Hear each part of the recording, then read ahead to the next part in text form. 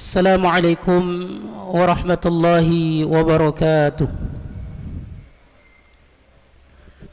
السلام عليكم ورحمة الله وبركاته. الحمد لله الذي بنعمته تتم الصالحات. أشهد أن لا إله إلا الله وحده لا شريك له، وأشهد أن محمدا عبده ورسوله لا نبي بعده. قال الله تعالى في كتابه الكريم: أعوذ بالله من الشيطان الرجيم. يا أيها الذين آمنوا اتقوا الله وابتغوا إليه الوسيلة وجاهدوا في سبيله لعلكم تفلحون. وقال النبي صلى الله عليه وسلم: من سلك طريقا يلتمس فيه علما سهل الله له به طريقا إلى الجنة. اللهم صل على محمد وعلى آله وصحبه ومن تبعهم بإحسان إلى يوم الدين. أما بعد. Bapak-bapak hadirin jamaah rahimakumullah. Pertama-tama mari kita panjatkan puji serta rasa syukur kita kehadirat Allah Subhanahu wa taala atas limpahan nikmat dan karunia-Nya yang diberikan kepada kita semua. Hingga siang hari ini kita masih bisa merasakan nikmat sehat, nikmat diberikan kemudahan, kesempatan oleh Allah Subhanahu wa taala untuk melaksanakan kewajiban kita kepada Allah Subhanahu wa taala. Setelah kita salat zuhur secara berjamaah, kemudian kita sejenak hadir di majlis ilmu ini. Mudah-mudahan apa-apa yang kita lakukan di siang hari ini akan diterima sebagai amal salih oleh Allah Subhanahu wa taala. Salawat serta salam semoga tetap tercurah karibaan baginda Nabi Muhammad sallallahu alaihi wasallam kepada keluarganya, sahabatnya, dan mudah-mudahan kita sebagai umatnya diberikan keistiqomahan, kekuatan, hidayah untuk bisa meniti jalan sunnah dan risalah yang telah dicontohkan dan disampaikan oleh baginda Nabi, sehingga di dalam kita mengarungi kehidupan ini kita akan memperoleh keselamatan dan kebahagiaan. Amin amin ya rabbal alamin. Apa kabar bapak-bapak semua? Keluarga sehat, Pak?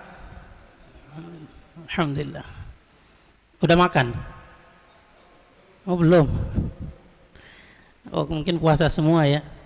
Terlihat dari wajah-wajahnya insyaallah. Lemas semua nih. Tapi mudah-mudahan kita semua tetap diberikan keberkahan oleh Allah Subhanahu wa taala. Siang hari ini sebelum kita melanjutkan tema kita yaitu membahas kitab Riyadhus Shalihin, saya ingin mengingatkan kita semua, wabil khusus untuk diri saya sendiri. Alhamdulillah kita sudah berada di bulan Rajab. Di bulan Rajab. Tanggal berapa sekarang, Pak? Tanggal 3. Ada bilang tanggal 4 juga nih. Ini terjadi ikhtilaf di antara ulama ini. Kalau yang hari ini tanggal 3, berarti itu dari Sabtu dia tanggal 1-nya. Sabtu, Ahad, Senin. Tapi kalau yang 4 berarti dari hari Jumat. Berarti Jumadil Tsaninya ada yang 29, ada yang 30 berarti. Tapi terlebih dari perbedaan tersebut, yang paling terpenting bahwa pada siang hari ini kita sedang berada di bulan yang istimewa. bulan yang suci, bulan yang mulia, disebut dengan bulan haram istilahnya. Dalilnya di Al-Quran surah At-Taubah ya, surah ke-9 di ayat yang ke-36.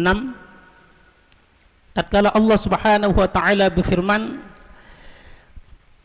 "Inna iddatash syuhuri 'indallahi 12 syahran fi kitabillah yauma khalaqas samawati wal ard minha arba'atun hurum," kata Allah. Sesungguhnya di sisi Allah itu ada 12 bilangan bulan. Ada 12 bilangan bulan, kata Allah, yang telah Allah tetapkan itu semenjak pertama kali Allah menciptakan langit dan bumi. Di dalam 12 bilangan bulan itu, kata Allah, ada 4 bulan haram. Nah, itu dalilnya bahwa bulan Rajab ini termasuk ke dalam bulan haram istilahnya. Nah, 4 bulan haram ini dijelaskan oleh baginda Nabi Muhammad sallallahu alaihi wasallam dalam sebuah hadis. Kata beliau, bulan haram itu 1 bulannya terpisah dan 3 bulannya berturut-turut. 1 bulan yang terpisah itu yakni yang sekarang ini, bulan Rajab. Sementara yang 3 bulan berturut-turut, bulan apa, Pak? Kalau ada yang tahu boleh pulang nih. Zulqa'dah, Zulhijjah, Muharram. Nah, itu yang berturut-turut tuh. Zulqa'dah, Zulhijjah, Muharram. Nah, yang terpisah ini sekarang Rajab. Jadi ada 4. Apa pentingnya kita mengingatkan tentang bulan-bulan haram ini? Yang pertama adalah agar kita semua memuliakan, menghormati bulan-bulan haram itu. Bagaimana cara kita memuliakan, bapak-bapak hadirin jamaah rahimakumullah? Yaitu fala tazlimu fihinna anfusakum, kata Allah dalam lanjutan ayat ini. Janganlah kamu melakukan kezaliman, janganlah kamu menzalimi dirimu sendiri, kata Allah, tatkala berada di bulan-bulan haram. Artinya apa? Allah sangat melarang kita untuk melakukan perbuatan dosa dan kemaksiatan kalau kita sedang berada di bulan haram. Apa sebabnya? Di dalam tafsir Misbahul Munir fi Tahdzib Tafsir Ibnu Katsir, Imam Ibnu Katsir menjelaskan, kalau orang berbuat dosa di bulan-bulan haram sebagaimana di bulan Rajab ini, kata beliau, dosanya dilipat gandakan oleh Allah. Ini alasannya mengapa seseorang itu sangat dilarang oleh Allah Subhanahu wa taala untuk berbuat kezaliman, karena dosanya dilipat gandakan oleh Allah. Mafhum mukhalafahnya, kalau kita melakukan kebaikan maka insya Allah pahalanya juga berlipat ganda. Nah, itu pentingnya kita saling mengingatkan tentang bulan-bulan haram ini. Ya, jangankan kita sebagai seorang mukmin, seorang muslim, Pak, dulu orang-orang jahiliyah itu juga sangat menghormati bulan haram. Bukankah kita lihat dalam beberapa riwayat atau tarikh, kalau mereka berperang, Pak, kalau sudah masuk bulan haram mereka berhenti berperangnya. Setelah selesai bulan haram dilanjutin lagi. Nah, itu saking mereka menghormati bulan haram. Nah, itu seorang jahiliyah sekalipun menghormati bulan haram, apalagi kita orang-orang beriman. Maka salah satu cara kita memuliakan bulan haram itu adalah dengan menghindarkan diri kita untuk melakukan perbuatan dosa dan kemaksiatan. Oleh karena itu, saya menghimbau bapak-bapak hadirin jamaah rahimakumullah secara umum dan khususnya saya sendiri, mari kita di bulan haram ini menjaga tutur kata kita, lisan kita, perbuatan kita agar tidak terjerumus untuk melakukan perbuatan dosa dan kemaksiatan. Dan kita berlomba-lomba untuk meningkatkan amal salih, karena saat ini amal-amal itu sedang dinaikkan, dilipat gandakan ganjarannya oleh Allah Subhanahu wa taala. Dan mudah-mudahan kita semua diberikan kekuatan dan hidayah oleh Allah untuk terus bisa beramal salih. Amin amin ya rabbal alamin. Baik, Bapak-bapak hadirin jamaah rahimakumullah, kita lanjutkan bahasan kita masih di bab tentang niat ya. Kemarin kita baru muqaddimah ya, yaitu di babul ikhlasi wa ihdarin niyati fi jami'il a'mali wal aqwali al barizati wal khafiyah. Bab ikhlas ya. Bab melakukan sesuatu dengan ikhlas dan menghadirkan niat. Nah, di sini Bapak-bapak hadirin jamaah rahimakumullah, Imam An-Nawawi memisahkan antara ikhlas dengan menghadirkan niat fi jami'il a'mali wal aqwal, dalam semua amal dan perkataan kita yang terkait tentang amal ya, baik yang nampak maupun yang tersembunyi. Jadi kalau kita ingin melakukan suatu amal atau perbuatan, maka agar dia bernilai di hadapan Allah Subhanahu wa taala, ada dua hal yang harus dihadirkan. Yang pertama adalah niat, menghadirkan niat. Kemudian yang kedua, haruslah niat itu disertai dengan ikhlas. Masih ingat Pak, apa kemarin definisi dari niat? Atau sudah di luar kepala semua? Kayaknya udah di luar kepala semua kayaknya. Niat kemarin kita sudah bahas ada dua maknanya ya. Yang pertama disebut dengan al-azmu, yang kedua al-qasdu. Al-azmu adalah tekad yang kuat, yang kedua al-qasdu, maksud. Jadi dalam suatu amal itu haruslah niat itu dengan tekad yang kuat, atau yang kedua dengan menghadirkan maksud untuk apa amal itu dilakukan. Nah, itu definisi dari niat. Kemudian yang kedua, selain niat juga ikhlas. Ikhlas. Apa ikhlas, Pak? Murni, tidak tercampur ya. Sebagaimana labanan khalisan, susu yang murni kata Allah, yang Allah Subhanahu wa taala membuat satu perumpamaan yang sangat indah di dalam Al-Qur'an. Wa inna lakum fil an'amil ibrah nusqikum mimma fi butunihi min baini farthin wa daman labanan khalisan, kata Allah, bahwa sesungguhnya dalam binatang ternak itu ada ibrah, ada pelajaran. Apa dia? Tatkala Allah Subhanahu wa taala memberikan kita satu minuman yang kata Allah terdapat di dalam perut binatang itu, yang Allah jadikan di dalam perut binatang itu satu minuman yang disebut dengan susu, yang dibuatkan, yang terletak antara kotoran dan darah, kata Allah, labanan khalisan, yang tidak tercampur. Nah, artinya ikhlas itu amal yang tidak tercampur dengan sesuatu apapun, murni dia semata-mata karena Allah. Ini sekedar review saja, udah saya sampaikan sebelumnya ya.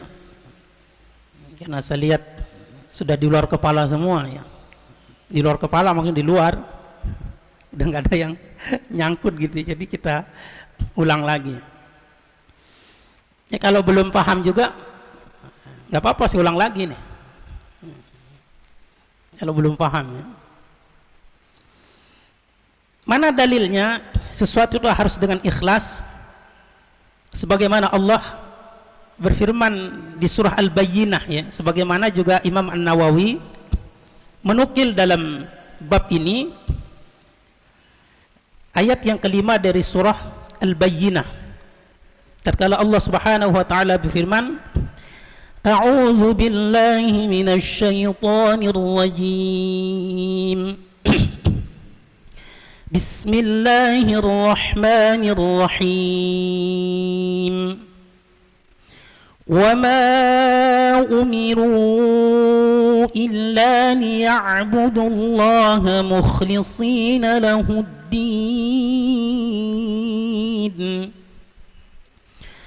hunafa'a wa yuqimus salata wa yu'tuz zakata وَذَلِكَ دِينُ الْقَيِّمَةِ وَمَا أُمِرُوا إِلَّا لِيَعْبُدُوا اللَّهَ مُخْلِصِينَ لَهُ الدِّينَ, kata Allah. Tidakkah kami memerintahkan mereka itu kecuali dia menyembah kepada Allah, beribadah dengan mukhlisina lahuddin, dengan ikhlas di dalam beragama. Jadi ini jelas dalilnya sangat kuat bagaimana kita beramal itu harus dengan niat yang ikhlas. Mukhlisina lahuddin, apa yang disebut dengan mukhlisina lahuddin itu? Ayya'budunahu muwahhidina lahu la ya'buduna ma'ahu ghairuhu, yakni seseorang itu beribadah kepada Allah Subhanahu wa taala dengan mengesakannya, tidak beribadah menyertakan sesuatu.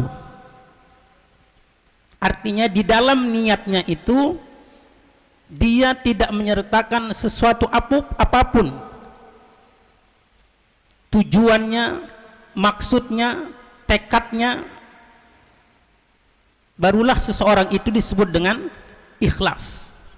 Artinya dia menyembah kepada Allah Subhanahu wa taala dengan mengesakannya, artinya dengan semata-mata hanya kepada Allah dia beribadah, la ya'buduna ma'ahu ghairuhu, dan dia tidak menyembah ada yang bersama dengannya. Tujuannya itu tidak boleh ada selain kepada Allah Subhanahu wa taala. Nah, ini yang disebut dengan mukhlisina lahuddin. Bapak-bapak hadirin jamaah rahimakumullah, tentunya niat di sini adalah mahallun niyah fil qalb. Tempat niatnya itu ada di dalam hati. Kalau seseorang itu sudah menghadirkan niat di dalam hatinya, telah mengeluarkan tekad, maksud dan tujuannya di dalam hatinya, maka itu sudah memenuhi syaratnya dia telah berniat. Saya tanya Pak, kita ta'lim ini tadi sudah diniatkan atau belum nih? Sudah? Alhamdulillah. Berarti sudah paham nih tentang niat ya. Karena wa ihdarin niyah, ya kan?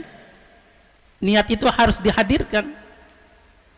Karena kalau tidak dihadirkan nanti sebagaimana kemarin saya sampaikan bahwa tujuan niat itu kan membedakan antara kebiasaan dengan ibadah. Betul nggak Pak? Bapak biasanya mandi, ya kan? Mandi gitu ya, mengguyur seluruh tubuh. Nah, itu biasa kita lakukan. Tapi nanti ada perintah untuk mandi janabah. Nah, yang membedakan mana mandi yang biasa dengan mandi janabah itu adalah niat. Kalau tidak dihadirkan niat, maka tidak namanya mandi janabah. Bapak hadir di sini, biasa, selesai sholat mungkin duduk ya kan, selonjoran sambil ngerumpi. Sekarang juga sama, kita duduk juga. Yang membedakan duduk yang kita biasa dengan yang sekarang dia berubah menjadi ibadah apa Pak? Niat. Inilah fungsi dari niat itu, dia membedakan mana kebiasaan dan mana dia berubah menjadi ibadah.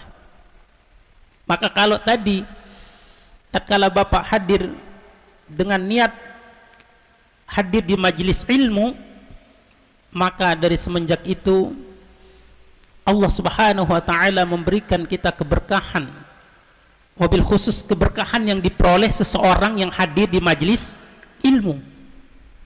Di antaranya dia didoakan oleh malaikat, bahkan oleh seluruh makhluk Allah Subhanahu wa taala, termasuk kata Rasulullah sampai ikan-ikan di lautan pun ikut mendoakan kita, ikut memintakan ampunan kepada kita.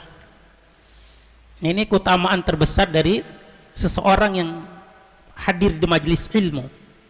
Maka agar dia menjadi dianggap kita sedang beribadah di majelis ilmu, maka niat itu harus dihadirkan. Nah, itu fungsi dari niat itu yang membedakan antara kebiasaan dengan ibadah. Kemudian dalil yang berikutnya di surat Al-Hajj, la yanalallaha luhumuha wala dima'uha walakin yanaluhut taqwa minkum, kata Allah di surah Al-Hajj. Tidak akan sampai darah dan daging itu kepada Allah ya. Walakin yanaluhut taqwa minkum. Apa yang dia sampai Pak? Adalah ketakwaan, ketaatan kita. Kita berusaha menyembelih hewan kurban dengan hewan yang terbaik, dengan hewan yang mahal, tapi pada hakikatnya dia tidak untuk Allah. Kita bagikan dia untuk saudara kita, tapi yang dilihat oleh Allah itu adalah bukan tentang dagingnya, bukan dia tidak sampai kepada Allah karena daging itu hanya diberikan kepada orang lain, tapi yang dilihat oleh Allah, yang sampai kepada Allah adalah ketakwaan kita, niat ikhlas kita untuk menyembelih hewan kurban. Nah itu, jadi jangan melihat dari secara lahiriah gitu ya, wah ini kayaknya dagingnya kan enggak untuk Allah. Tapi kalau antum sudah berniat yang ikhlas menyembelih hewan kurban ini untuk beribadah kepada Allah, maka sudah cukup bagi Allah untuk kita memberikan pahala yang sempurna. Ya, itulah hadirin jamaah rahimakumullah, di antara urgensi dari niat yang harus kita hadirkan di dalam setiap amal yang kita lakukan, dan juga haruslah disertai dengan ikhlas semata-mata karena Allah Subhanahu wa taala. Kalau di dalam hadisnya dalilnya, sebelum nanti mungkin ada tanya jawab, ini sudah 5 menit lagi ya. Apa 2024 ini sampai jam 1? Hah? Enggak ya? Tetap aja ya. Taib, 5 menit lagi. Kemudian dari hadis, Imam An-Nawawi menukil satu hadis yang diriwayatkan oleh Imam Al-Bukhari sebagai gambaran betapa urgensi dari niat adalah, wa an amiril mu'minin Abi Hafsin Umar bin Al-Khattab radhiyallahu anhu qala sami'tu Rasulullah sallallahu alaihi wasallam yaqul. Ini hadisnya dari Amirul Mukminin Abi Hafsin Umar bin Al-Khattab, dari Sayyidina Umar Kata beliau, aku mendengar Rasulullah SAW bersabda, innamal a'malu binniyat. Sesungguhnya amal itu bergantung kepada niat. Nah, itu urgensi dari betapa pentingnya niat, Pak, ya. Apapun yang kita lakukan itu tergantung dari niatnya. Maka kata Abdullah ibnu Mubarak, boleh jadi amal itu besar yang kita lakukan, Pak, tapi kalau tidak diniatkan, maka dia tidak akan bernilai apa-apa di sisi Allah. Tapi mungkin amal itu biasa, kecil, Pak, sepele, tapi kalau diniatkan semata-mata karena Allah, maka dia akan bernilai besar. Maka tadi amal itu bergantung kepada niat.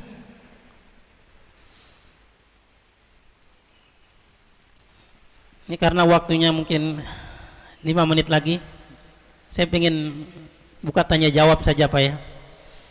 Karena siang kayak gini nih rawan-rawan ini.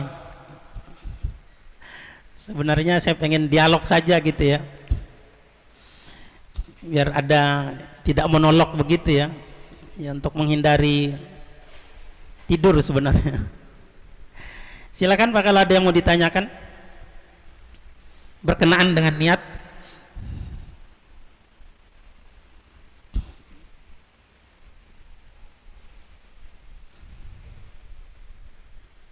Ada, Pak? Karena kalau ngoceh sendiri khawatir tuh kayak dongeng gitu, kayak diceritain gitu ya. Karena kalau didongengin nanti malah asyik banget gitu ya, dengar cerita ceramah tidur malah. Soal siang ini ya.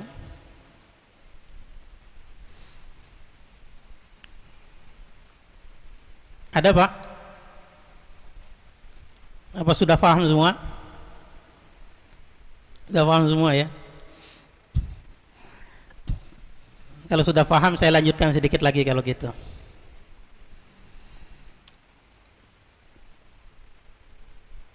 Hadis yang kedua tentang niat ini, wa an ummil mu'minin ummi Abdullah Aisyah radhiyallahu anha qalat, dari ummul mukminin ya, ibu kita semua, ibu orang-orang beriman, Aisyah radhiyallahu anha pernah berkata, qala Rasulullah sallallahu alaihi wasallam yaghzu jayshun al-Ka'bata fa idza kanu bi bayda'a min al-ard yukhsafu bi awwalihim wa akhirihim.